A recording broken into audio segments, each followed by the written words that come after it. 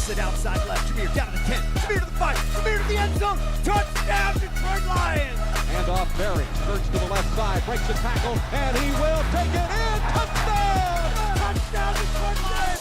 That's what I'm talking about. It is caught. Touchdown, Detroit Lions. Amon-Ra St. Brown. Oh, baby, what a play that time. Aiden Hutchinson read that and blew it up. Big time stand by that. Lions, Gray Maze family, welcome to the pregame. It is a Sunday night, and I've got my man DK, Dan Keener. We are live here, pregame, getting ready for Sunday night football, my man. It kind of feels like a playoff. It kind of feels like the playoffs right now. I'm a little nervous because I'm looking at this injury list. It kind of looks like a CVS receipt, and help me talk me off the ledge, Dan. Are we screwed without Laporta, or are we feeling confident about Legion of Whom and all the other stuff that's going on? So, looking at, I'm an analytics guy, right? And one of the things that Philly does well is, they do decent job on tight ends. So not having Laporta, not sure it's going to make a huge difference because they negate tight ends anyway, right? So, we've got Brock Wright. He's a decent enough guy. He's not Laporta. He's probably not even Hawkinson, but he's capable receiver, right? He doesn't, and I'm knocking on wood, he doesn't drop the ball a whole lot, and he does get open. He knows his assignments. He can block adequately. They've got Dwelly, who's they signed, and he's been on the roster plenty of time now. He's more than squared away at being able to be nice blocking guy out there. He's probably the best blocker we have. And then they elevated Meeks, and he was active. He wasn't one of the inactives, and he's probably going to be that third receiving tight end. But more importantly, they brought Neese up and signed into the active roster. And I think when we need the beef, they're not going to mess around with tight ends. They're just going to throw Skipper and Neese out there and let those guys just pave the way. They just make sure they both report so we don't have any issues. I don't care if they throw in the ball or not. I just want the beef out there to make the plays. So I think we'll be okay, but we'll see. Yeah, I think I'd be a lot more worried if it were wide receiver, if it were JMO, if it were Amon-Ra, if it were players like that. Laporta has been really low-key outstanding for us. I mean, there's we work that middle of the field, and so that's a bummer that he's third down security blanket is what he's been. Absolutely, man, absolutely, and in a completely underrated blocker, I feel. Yeah, he's an all tools tight end. I mean, it's key being able to have him because you don't have to swap a guy out. Especially if you're trying to go quick, catch them in maybe a player change. He can do it all. Whereas Wright's he's a better receiver than blocker, most likely. Meeks is not a blocker. He's a wide receiver. Right. I don't even know if he's going to play tight end, but that's just the rumor. Right. And then bringing in a big lineman, it's a road grader. I wouldn't say never, but it's most likely we're not going to be throwing them the ball. So right. Oh, my man DBC has joined us. Thank you for blessing us with your presence here, Brent. We appreciate you, brother. Oh, I love the jersey, man. What's you've got? I like that, man. How you doing tonight, Brent? Yeah, good. Little technical difficulties. I've been sitting in the waiting room since 1:45, so not sure what happened, but feeling a little under the weather. Were you in the Eagles waiting room? Because the Lions waiting room is yeah.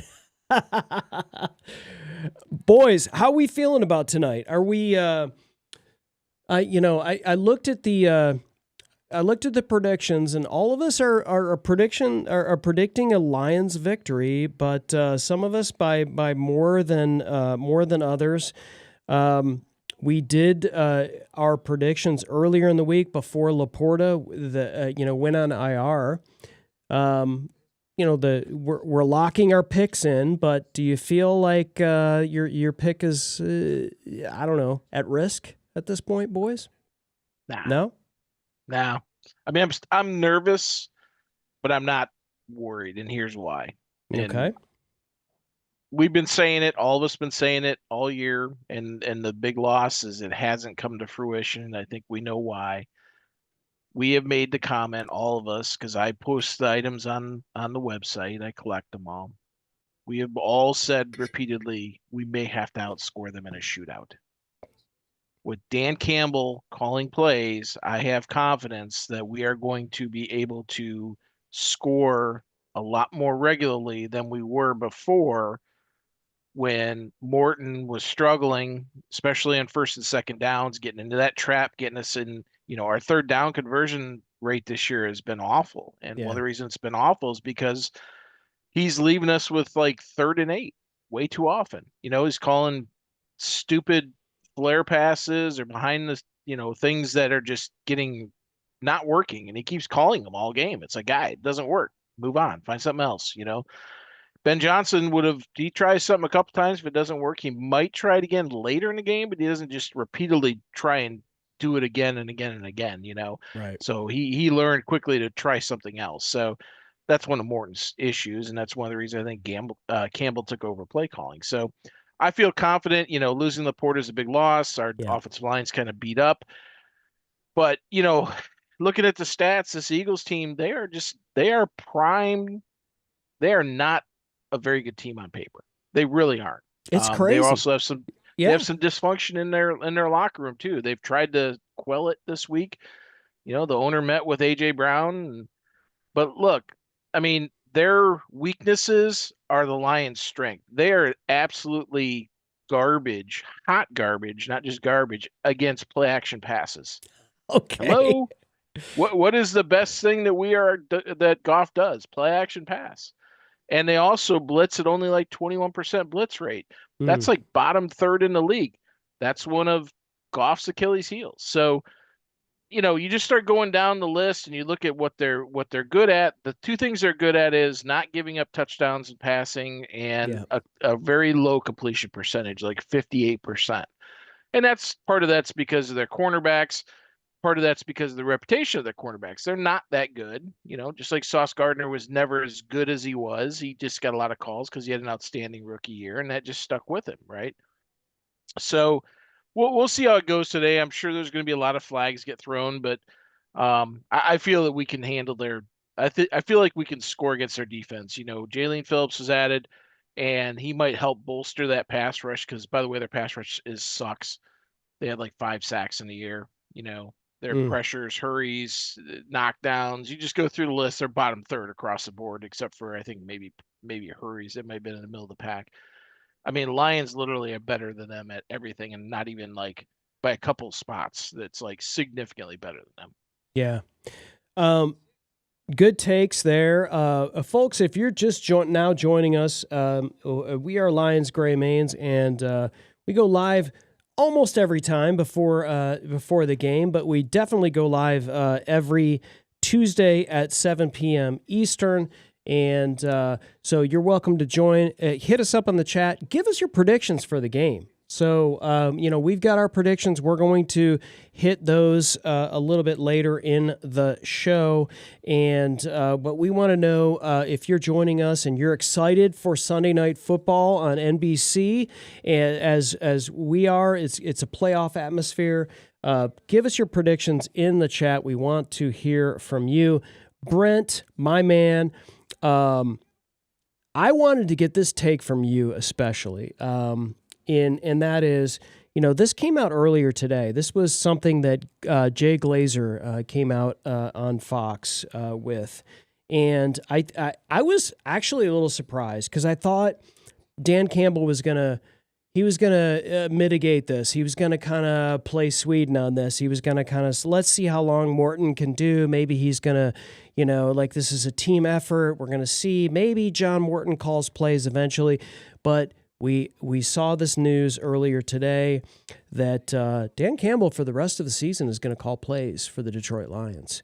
And I wanted to get this take from Dr. Brent Kreider and get your take on this, not just for tonight's game, But how it's going to play out for the rest of the season, and how you think it's going to play out, like with John Morton. Like, this guy's like, okay, everybody, I'm no longer calling plays. I'm still the offensive coordinator. Is that going to be like a thing for us, or is it not anything to worry about? What are your thoughts, Brent?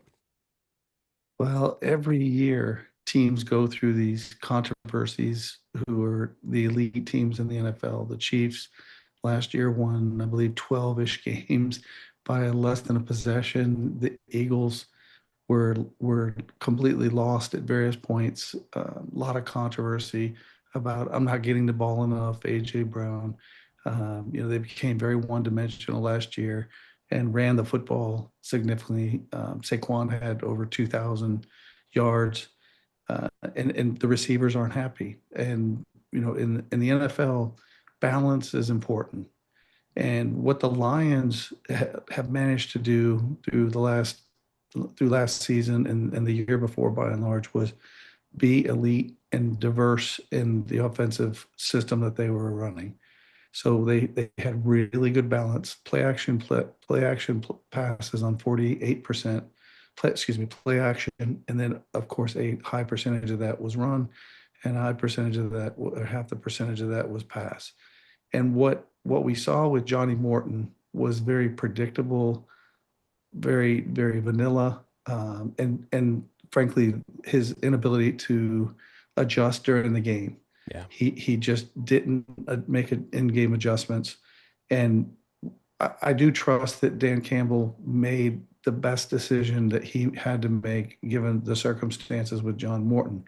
And through the course of the next few games, you're going to see the Lions more like the Lions of last year and the season previous, where they have a very diverse offensive set.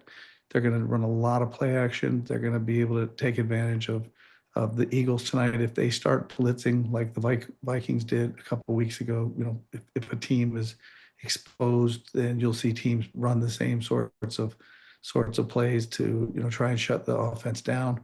I think the Lions' game plan tonight is going to be more diverse than what we ever saw under Johnny Morton. I think Dan Campbell is going to have a very good game plan, and as Dan alluded to, it's going to have to be a situation where the Lions outscore the Eagles, because I really do believe that the Eagles tend to play up to their level of competition, and they're you don't win the Super Bowl by not being a really, really good football team. And I disagree with Dan a little bit in that I'm looking at the statistics. Eagles DVO ranked 7th. Special teams is the worst of their 3 elements, 11th. Offensive rankings, 11th. So they're not a bad team. They're not a bad offensive or defensive unit. I will give Dan his props in that the Eagles are vulnerable to the run. The Lions should be able to run the football tonight. And what happens when you run the football, Dan? They take advantage of play action passes. I think you're going to see JMO, and I think you're going to see Amon-Ra have big games. Khalif, you'll see touch the ball a few times. You might even see a few deep throws, which we haven't done. Haven't thrown deep passes in a few games. So you could see JMO getting deep tonight a few times, just to kind of keep the defense from respecting the deep ball. And what does that do? It opens up those seams on the play action pass. So the Lions should be able to move the football. The question is can we outscore them? We all predicted a very close game, and frankly, a lot of prognosticators had very close games, less than 3 points, 3 points or less. Eagles 3 points or less, Lions, and the spread is 2.5 points. So I think it's going to be a situation where who is able to take advantage, much like the Eagles and Green Bay game on Monday night. There's going to be a handful of plays that ultimately decide this game. And thank you, Mike, for pointing out the wind here is really, really strong, blowing very hard. Yeah, that was one thing we're going to touch on for sure. I think this is going to, I don't know, like for me, when it comes to weather, 50 mile an hour winds. To me, it's like is that going to completely affect the passing game that much? Is it more like field goals? Or do we not feel as confident with Bates with a 57-yarder? Probably not. But I think maybe it affects things a little bit, right? So I think things are going to get a little bit more like grinded out kind of thing, which, Dan, do you feel like if this game turns into a run first kind of game, a grinded out first kind of game, do you feel, Dan, like this benefits the Eagles or this benefits the Lions? Oh, it absolutely benefits the Lions. That's the Eagles' worst part of their defense is their run defense, especially to the boundary. And they're not good, and we've got 4 running backs. Craig Reynolds was not up, so that leaves Right. us with Vaki, Sailors, complementing Monty and Gibbs. We've got a running back for every occasion. So if we need a power guy, we've got a power guy. If we need a speed guy, we got a speed guy. If we need guys that can catch the ball, which that might be the key, wind doesn't matter if you're throwing the ball 10 yards, and you hit these running backs out of the backfield, they better be ready because those linebackers are going to be hoofing it trying to keep up with these guys. And that doesn't matter which of those 4 running backs are throwing the ball to. They're all good receivers. So that's going to be a key there. And I really think it benefits us. Saquon, we talked about it. I joked earlier this week. I said Saquon was washed. I don't know if he's washed, but he is definitely not playing anywhere remotely close to his last year. Guy had over 2,000 yards. He was a workhorse. I mean, they just basically hooked the plow up to him and just let him pull it. And when you go back and you look at how many carries this kid had in the NFL and then at Penn State, he has just been used and abused. And I think it's starting to catch up with him. He can still catch the ball. That's the one area where he's been doing a little damage this year, is catching the ball in the flats or maybe on wheel routes. But his running, he's on pace right now and the guy's never played a full 17 games in a season ever. So he might have played one 16-game season before they switched to 17 a few years ago, but he's on pace for barely over 1,000 yards, barely getting 8 touchdowns. His yards per carry is under 4, right around 4 or under 4. Last year, the guy averaged like something like 5.9 or 6 or something like that specifically. I don't know exactly what it was, but I think the Lions are going to benefit from the weather. Hurts is not a good passer. He's an adequate passer, but Hurts' best thing, going all the way back to Alabama and Oklahoma, was chucking the ball deep. You throw it up for grabs. I mean, that's the Alabama offense. That's why every Alabama quarterback struggles when they come to the NFL. They don't know how to play quarterback. They just know how to heave the ball deep, right? And I think his accuracy is going to be tested. Goff, he's got enough arm strength to cut through the wind if it is an issue. And he's also accurate. So we'll see how it goes. Like I said, I'm a big believer in all of the metrics. If the officials stayed true, because we've had some issues with officials completely going off script from what their averages are for the year. If that goes to true and everybody plays their game, I think we'll be fine. But I do when we get to the defense, I have an interesting thing I want to bring up on that, though. Awesome, good, awesome Chris, stuff as always. And for those of you who are just now tuning in, our inactives tonight, Terrion, we know concussion protocol is out. Quentin Jefferson and is on the inactive list. We did call up a few this week, and so that's why you're seeing this. Tom Kennedy being one of those that we called up, depending on whether or not Isaac Tesla, who was added to the injury report late. So we know that Isaac Tesla is going to be active tonight. We knew Kirby was going to be out tonight with the knee. And then the every week inactive Mekhi Wango is on there as well. Brent, my man, what do you got? What do you got to say? What are your thoughts on what Dan had to say there? Well, I think that Saquon, the fact that he carried the football so many times last year statistics, historical NFL statistics suggest that a very small percentage of running backs can carry the ball greater than 300 times and come back with another season like that. And the Eagles are doing one of two things here. One is they're taking it easy on Saquon because they recognize that he's carried the ball so much, and you'll see his carries increase over the last part of this season, or their offensive line, which has been banged up on and off through the whole season. Lane Johnson's missed a bit of time, multiple times where he was out of commission. But the reality is that the running game of the Eagles is going to be key in this football game.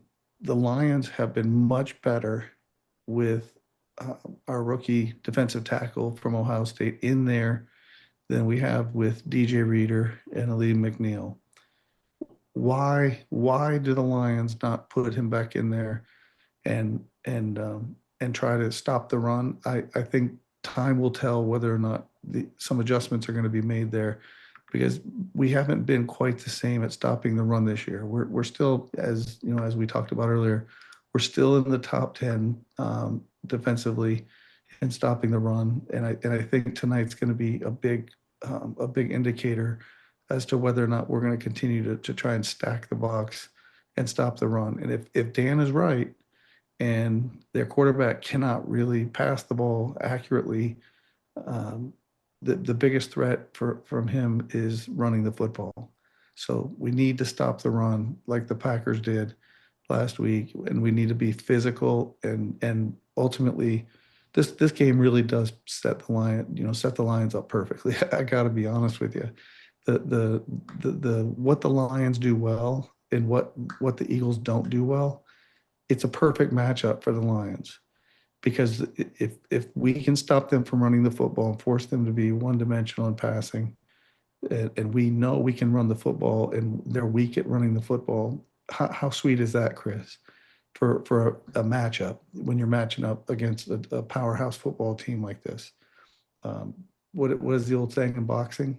Fighters make matchups, and you might have a guy who's ultimately higher ranked and better at his craft, but for some reason the matchups, the games within the game matter as much as anything. So tonight we're going to see what the Lions have, and frankly, if the Lions don't win this game, there becomes a huge clump of people in that second tier, including the Lions, and we don't want to be in that second tier competing for wild card positions as much as we can avoid it. We'd like to have the opportunity in the last few weeks to kind of coast a little bit as we play later in the season, but this could very well end up turning into a grind if we find ourselves in that clump of people competing for those wild card positions.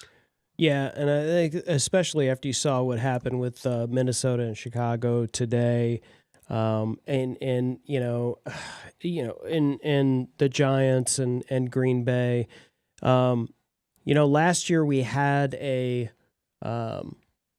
was nice to be able to win and be totally in control of our destiny and win 15 games and win the division. This year it's not going to be like that. You're gonna have to, we already have 3 losses at this point, and we're heading into a conference opponent who is likely going to win their division. Right? I mean, I don't think any of us would argue with that. So this is an important game from that standpoint. But I also feel like, as much as last week was a good confidence win, we needed to just kind of shake that Minnesota game vibe off. Like, how on earth did we ever lose to that game? Johnny Morton. How do we ever lose to Minnesota? But we did. And so we needed that confidence. And Campbell knew this was the reason why we lost. And so I'm taking the reins and I'm calling plays. I still need to have your experience and your acumen, John Morton. And so we're heading into Philadelphia. And this feels like, hey, if we go into Philadelphia and we can challenge and win and play against this team. Also, guys, like, no one's making excuses for all the injuries we have. Both starting cornerbacks are out tonight. Terrion Arnold and DJ Reed. Both of them are out. No one's making excuses. Everyone's like, okay, next man up, Legion of Whom, Meek Robertson. We're gonna do what we can do against this team. This is what's gonna have to happen in the playoffs. And every single team right now, AFC or NFC, like, it just, I don't know, is it me, guys? Dan? Is it me that there just seems to be more injuries across the NFL this year than ever? I think it's more high-profile injuries, production player injuries, right? I mean, there's injuries every year, right? But, we're obviously very cognizant of any Lions injuries, especially when it piles up at a certain position. Yeah. Like we've seen at DB this year and a little bit of the O-line.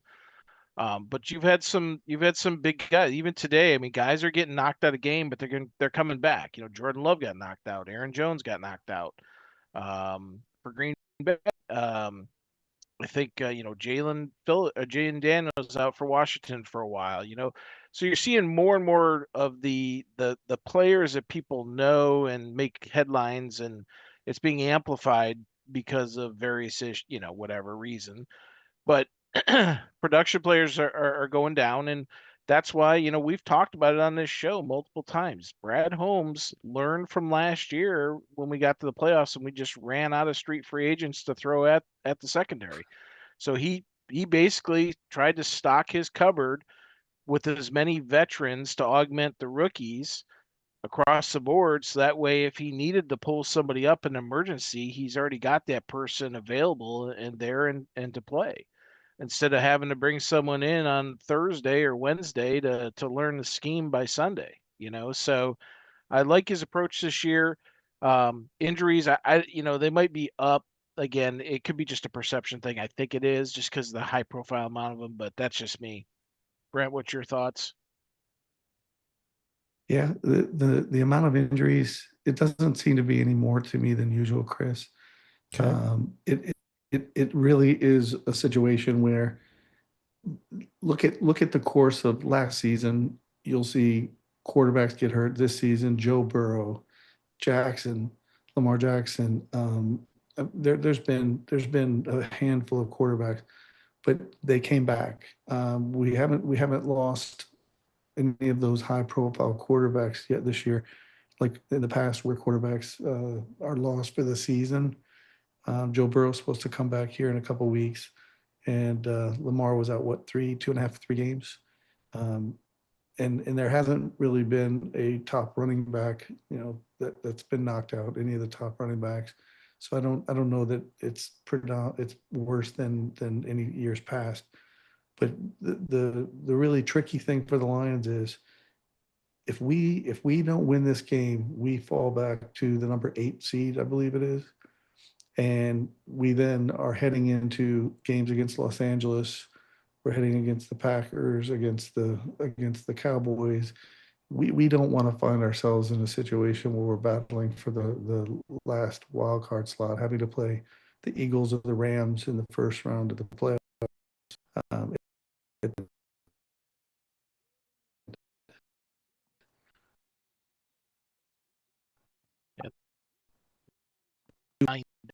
We're at 6-5, so I think we're still a half game ahead of them. Yeah, no worries. Realize that. 8-9. What's the? Yeah. At this point, it's just not a favorable situation, right?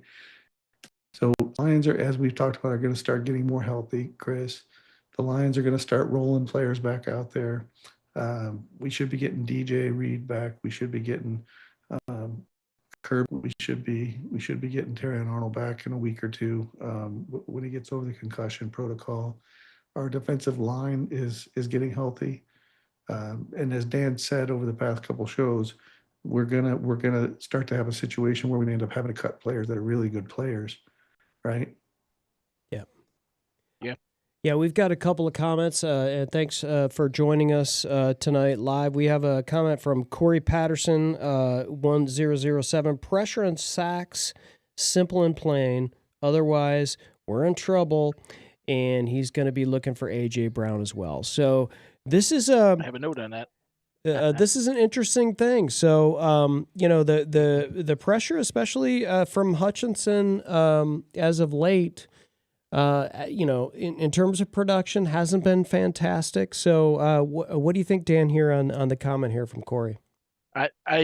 Here's the thing. This is the comment I said a little bit ago. I had a note on the defense. So what is our defensive philosophy primarily? Man-to-man coverage, right? Man-to-man. Our DBs. Mm-hmm. You are probably going to see Shep with the injuries tonight. Yep. Go more zone than he has gone all year, because guess what? Jalen Hurts' Achilles is this year. He is struggling significantly against zone coverage. And this goes back to my comment about his inaccuracy. So you throw in high winds, a guy that, even though he's got 68% completion percentage, a lot of those are not very deep, right? He's just throwing them short. So he's struggling with his zone, struggling to play against zone coverage. And that gives you time for your pass rush to get there. So again, just looking at the analytics, if everything goes to plan, goes to what we've seen, we should be able to counter them. And all we got to do is stop them 2 or 3 times and let the offense hum. I don't think they can stop us. I really don't, unless we have some sort of major situation with personnel, injury, whatever. I just don't think they can stop us as much as we can stop them. That's just my take. Really good observations there, Dan, because I agree with you. We're gonna see exactly what the lines are made of with Dan Campbell running the offense, and I want to see what Shep does on the defense, because Dan hits on what I think was a key in the Tampa game. Right, we ran zone coverage more in the Tampa game. It was 40-something%, versus that Tampa offense, and it caused real problems for the Buccaneers. Now they were down, a few receivers, but I think tonight you're going to see the Lions run as much zone as they ran against Tampa, and potentially more. But mixing it up, that was exactly the point I was making, was that can the Lions overcome these injuries with the Legion of Whom? I love that moniker, by the way. I think that's perfect for when you're rolling a bunch of street free agents out there, and your top 4 guys in your secondary are shutting down a pretty good offense. And we saw what the Bucs did even today, right? Scored 30-something points against the Bills, and yeah. Yeah, Wanda, we appreciate you joining. Wanda wants to hear about some player that I guess is from Dalton, Georgia, who plays for the Lions. And I think, Jahmyr Gibbs is absolutely going to be a factor tonight. But I believe it's not going to be the way that everyone thinks, right? I think he's absolutely a player, but this is going to be a completely different type of game. There's a lot of wins. And so everyone's like, oh, we're going to have to grind this thing out. But it's not going to be Jahmyr Gibbs handing him and just hoping he's going to be able to go off tackle and in between the tackles. We're not going to be able to. That their interior is their strength. That's what they want, right? And so I feel like, with Campbell calling plays, he's going to find ways to get Jahmyr the ball without doing that kind of stuff. There's more creativity happening right now with him calling the plays. Yes, so 100%. I think that's going to be the thing. I do believe, and Brent, you'll love this because I know you've been just screaming every single episode that we've had here on Lions Gray Mains. Brent Kreider has done nothing but call for Demo, and the last couple episodes you've been like, okay, Jahmyr Gibbs is the guy. It looks like, you're not saying that Montgomery's washed, but you're just like, okay, I was screaming for Montgomery. Montgomery is a grinder, and if we can have him like healthy and powerful in the fourth quarter, those dividends are going to pay off. And I think these are the kind of games where, if this game ends up 16-13 in the fourth quarter, this is the kind of back you want in the game is David Montgomery. So, guys, I'll roll it over to you. The running game tonight, is it going to be, what do you expect this to be? Do you expect it to be, something like we saw last week with Campbell calling the plays, or is this going to be a different type of game? Can I jump in real quick Yeah, on go David ahead. Montgomery? Yeah, because when we were doing the show on Tuesday, I was talking about how Monty ran the ball more late in the game, but they really did mix it up in the first half. And that goes back to the point that I was making last year about having Monty run the ball, be physical, don't wear Gibbs down. And you see what that balance did last week. They both had 15 carries. Monty ran the ball about 8 times in the first half and 7 times later in the game. And that little bit of banging on the defense, of course, Gibbs averaged 9.5 yards, 15 carries, 142 yards. And so that's the argument that I've been making. Have a little bit of balance.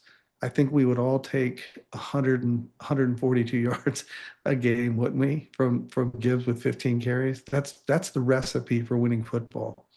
And so, I love the idea of having Monty in there early, banging, and then spring Gibbs late. And I'm absolutely of the opinion, Chris, that you've had from the beginning that Gibbs is a special player. And his speed and his burst is really, really amazing. And I'm glad we picked him early in the draft, despite all the prognosticators. I want to know that. I want to know this because this was something I've been thinking about, and I ask Lions fans this all the time. Dan, I'd love to know your thoughts as well, because I know you're a big draftnik as well on this. Be 100% honest with me, all you guys. Like I know you will be, but I'm just saying. When Jahmyr Gibbs was drafted, did you go, oh, like that felt a little too soon? Be honest, because I'm going to admit I did. I'm going to admit I was like, really? Well, that whole first round, we took Gibbs and then we took Campbell, and then round 2, who falls in our lap, but Laporta and Branch. I mean, that was probably the greatest draft that Brad Holmes has done. In hindsight, but in the moment when it happened, I was like, running back was not a top need. Jahmyr Gibbs, like I was familiar with him. I kind of watched his stuff. He was great, but it was like, that's late first round kind of guy, right? Like, I don't, and not to use a bad word, I don't give a shit about position value in the draft. Okay. I never have. Take the best player, period, zip. The whole, Bijan Robinson and Jahmyr Gibbs both got panned because they went like 8th and 10th in the draft. And at the time, running backs 3 years ago, those guys were getting their contracts were getting basically constricted. I mean, they were becoming throwaway players because they're lasting 3-4 years. So why draft one in the first round and you have to give a 5th-year rookie deal to, and then that's your starting point for your next contract, right? Because they aren't going to last past 4 years. That was the thinking in the NFL, other than a special player like a Saquon or, Barry Sanders or whoever. So, I didn't care. I thought he was a great playmaker, but, I wasn't – that wasn't our highest priority need in my mind in that draft. And we needed everything but he got everything in that draft. He got stuff we didn't need too, In hindsight, we were like, that was like one of the best ever for us. For sure. I wanted to touch on this too, and I wanted to roll this over to Brent for your thoughts, because we talked a little bit on inactives, but one of the things that we didn't realize when we looked at inactives is that Brock Wright's in. Okay, so Laporta is obviously out for the next at least 4 games, and so Brock Wright has made plays Brock Wright is a very capable blocker. Yes, he's not the player that Sam Laporta is. He's not the All-Pro that he is. But Sewell and Decker were questionable. They're in as expected, and Sailors is going to be in. Although I don't feel like Sailors. It feels like for me, Sailors is just the guy that just returns kicks and runs straight into somebody's back at the 35-yard line. But between him and Vaki, we're going to have some good special teams players here. Brent, any thoughts on Brock Wright and Laporta, and if that's going to be a factor tonight? Well, when Laporta was out a couple years ago, I distinctly remember the Lions using multiple tight ends, Brock Wright being one of them. Dan, maybe you remember. Yeah, maybe you remember, but who had the like 45-yard touchdown against the Jets to win the game? Was that Brock Wright or Zylstra? Because yeah, I looking here, I'm looking at his stats right now. His longs are, and I got to put up my cheaters because we are the Gray Mains here. His longs this is his 5th year in the league. His longest catches have been 36 yards, 51 yards, 25 yards, 16 yards last year, and 14 yards so far this year. Yeah. So he's never had more than 200 yards receiving. But the year you're talking about, I think, is 22. He played all 17 games, started 10 of them. He had 216 yards on 18 receptions, 4 touchdowns, including a 51-yarder against. Let me see who that was against. That was probably against the Jets. Yeah. But the reason I brought that up specifically is he is really Dallas. Sorry, go ahead. Was it Dallas? Who 50, he had a long one against the Jets one year.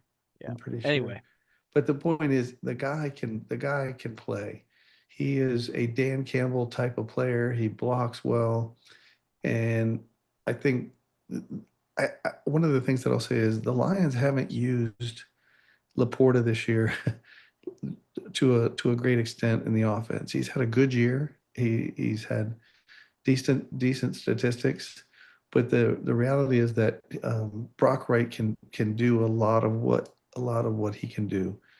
Laporta is a better athlete. Laporta's measurables are better, but I think that Brock Wright can block. He's a very, very capable blocker, and he's not a huge guy, so he's pretty nimble. So I don't expect the Lions to have a huge drop-off when they decide to throw to the tight end. Well, let's just say this year tight end production is way down. Laporta was actually 5th in receiving yards at 489 in 9 games.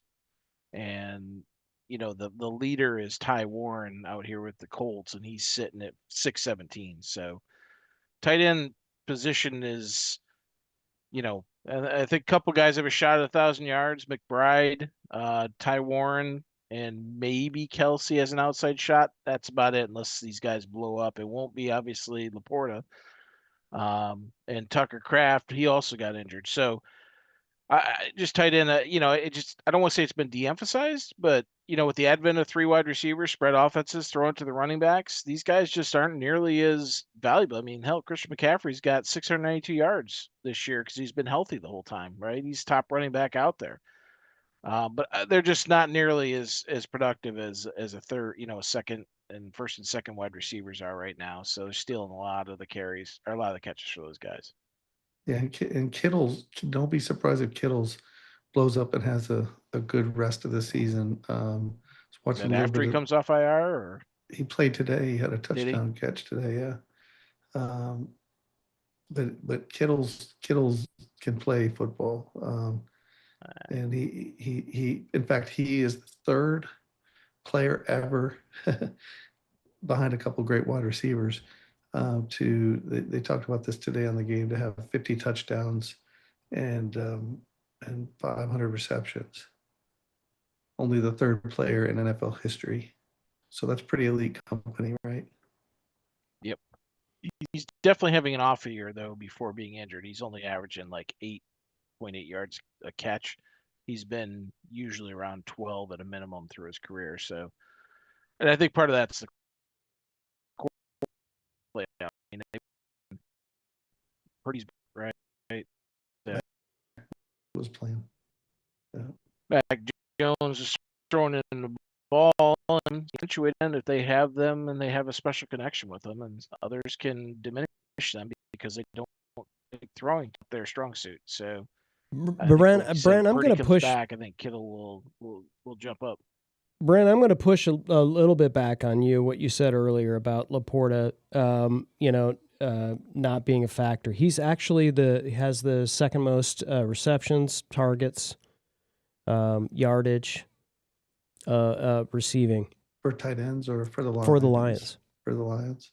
Yeah, and so but I mean So the only reason I said that is because the Lions have depth at receiver. The Lions have even Monty's a very capable receiving running back, Chris.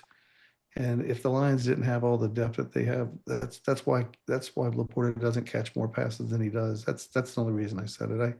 I think Laporta is a really, really great tight end. He's in the top 3 or 4 bucket in the NFL. So I agree with you.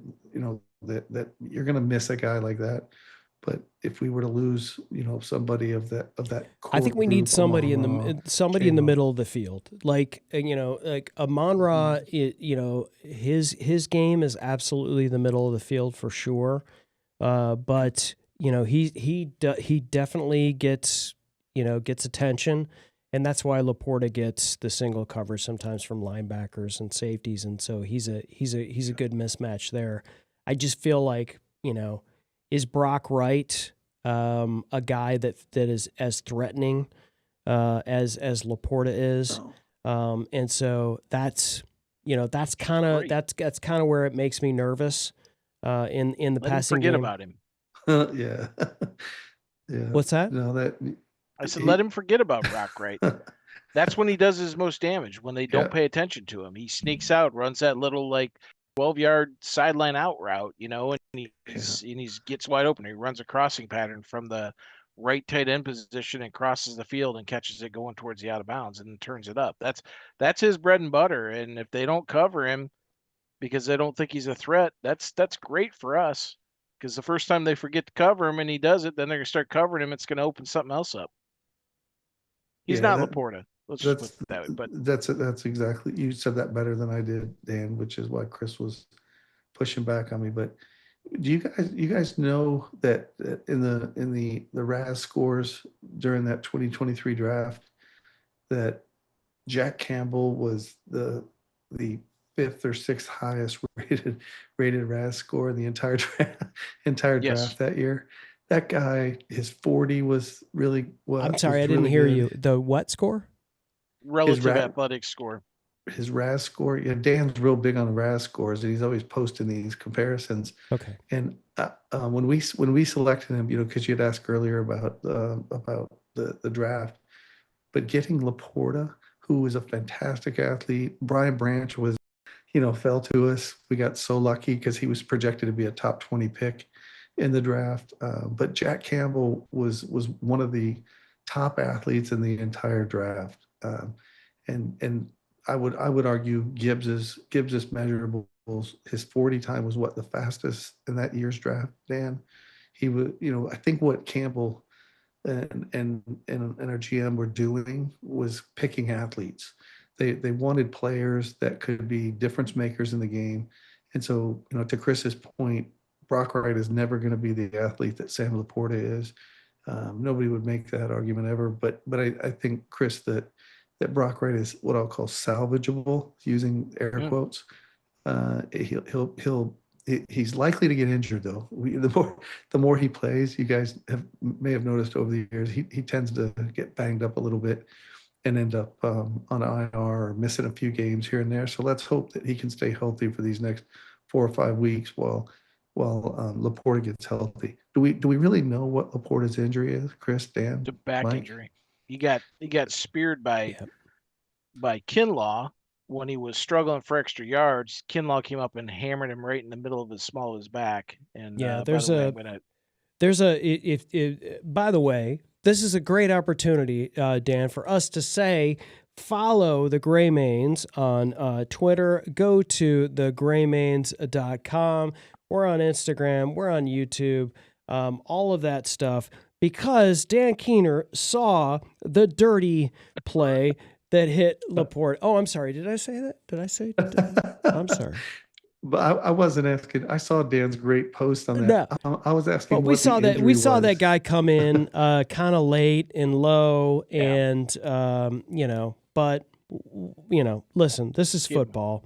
This is the kind of stuff that's going to happen. We're not going to cry about it, Commanders fans. We're not going to cry about it, Chiefs fans.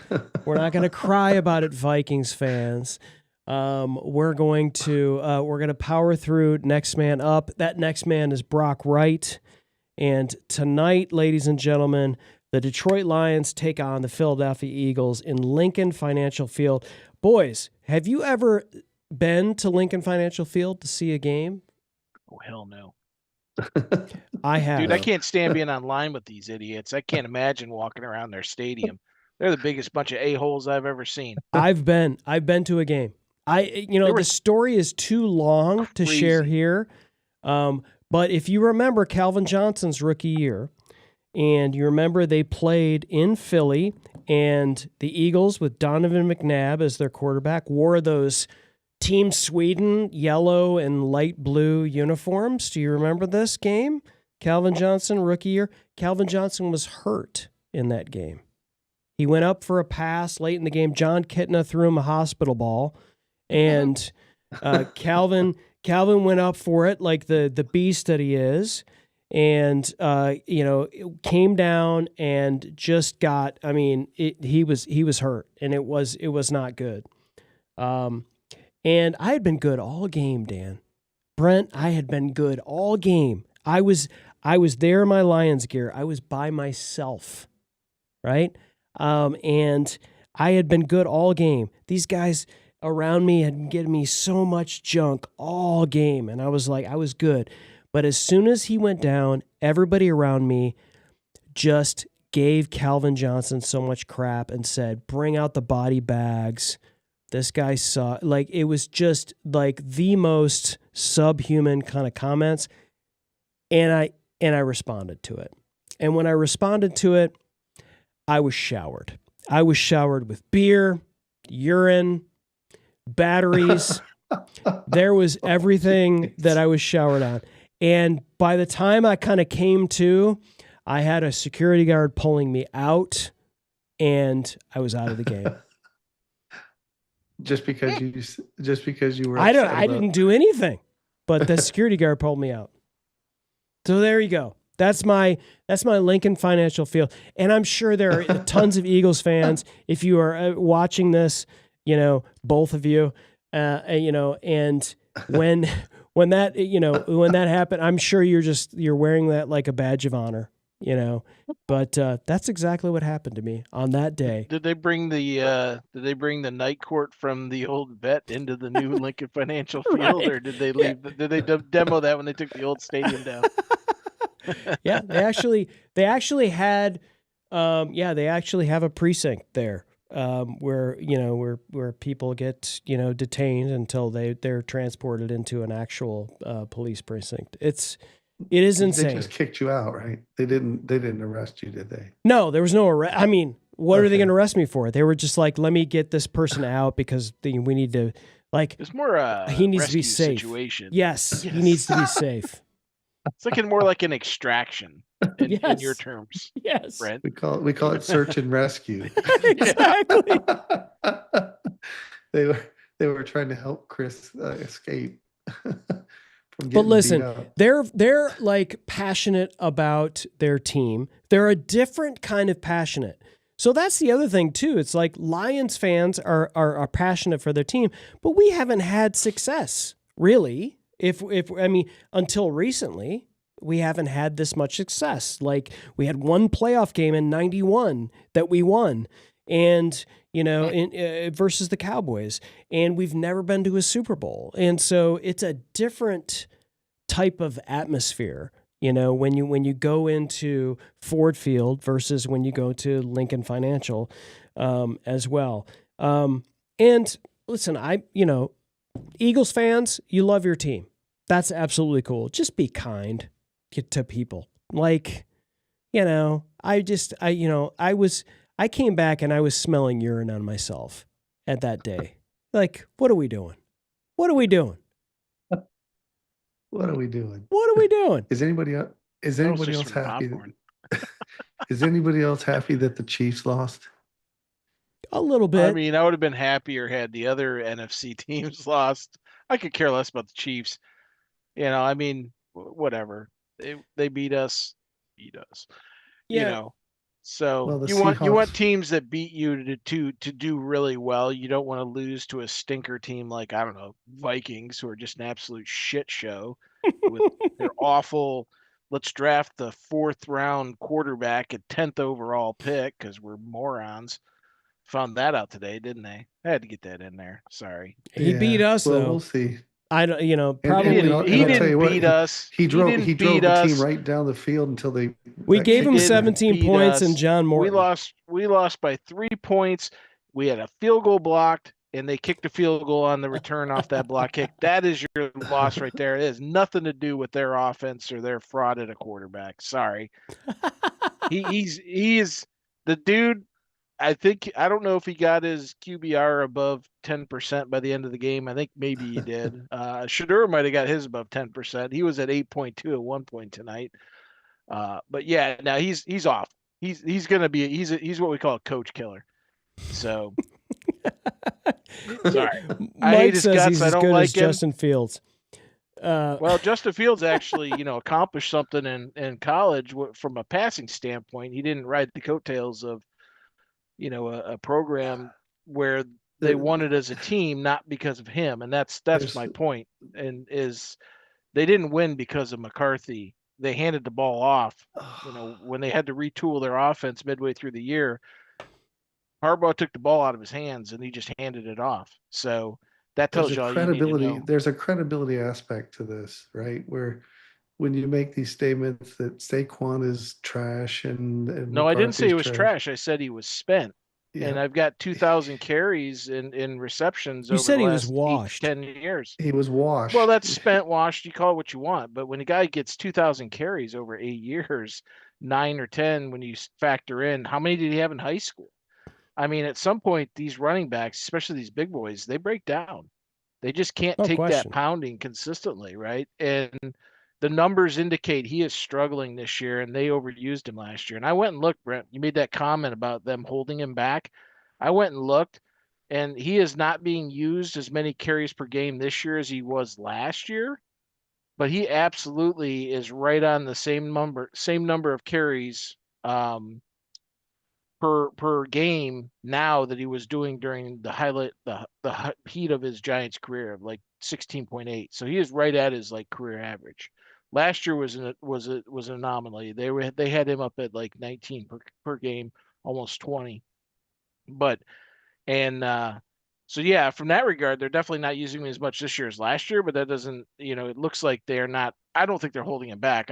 Their whole offense and their line has had issues. They've lost Kelsey last couple years ago. They've had some other issues. They've had guys in and out, and I think teams are figuring them out. The tush push is there. We're going to see it tonight, only if Sure. they get in that situation. But they've lived off of Hurts running. We've got some really good defensive tackles. You could rotate Reeder, Williams, and Lopez through that interior three, and that doesn't even include McNeil.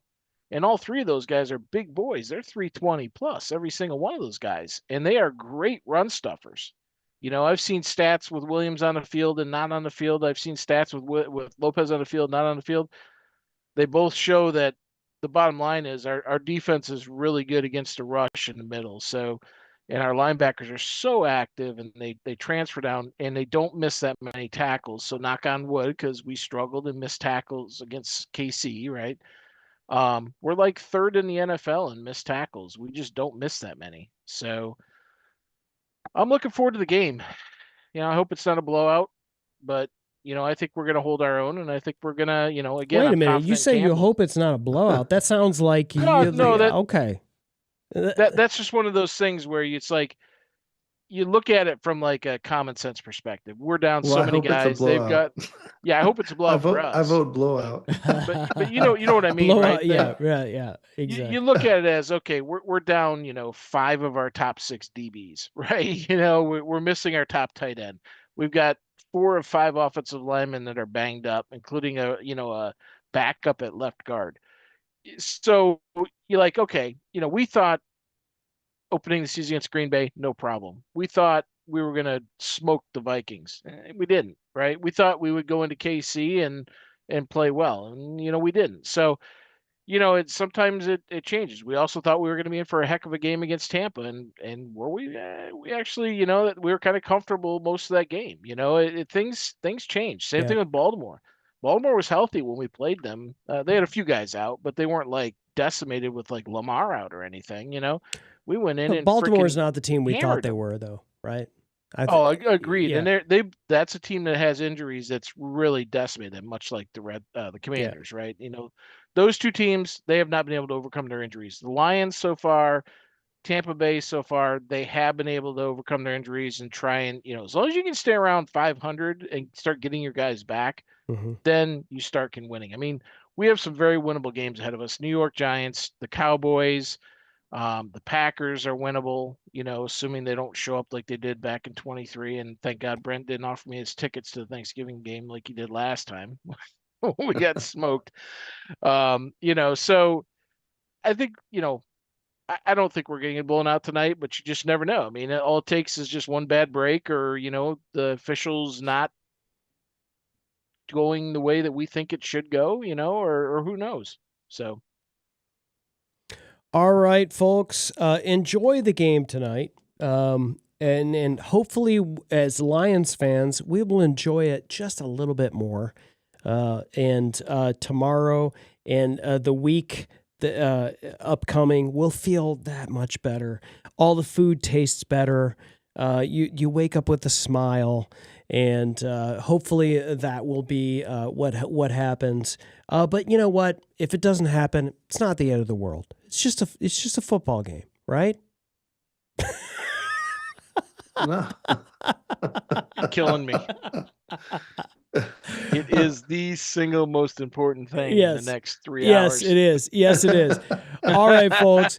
Enjoy the game. Thanks for joining us tonight. And as always, go Lions. Go Lions. Lions. Busted outside left. Jameer down to 10. Jameer to the 5. Jameer to the end zone. Touchdown, Detroit Lions. Hand off Berry. Skirts to the left side. Breaks a tackle. And he will take it in. Touchdown!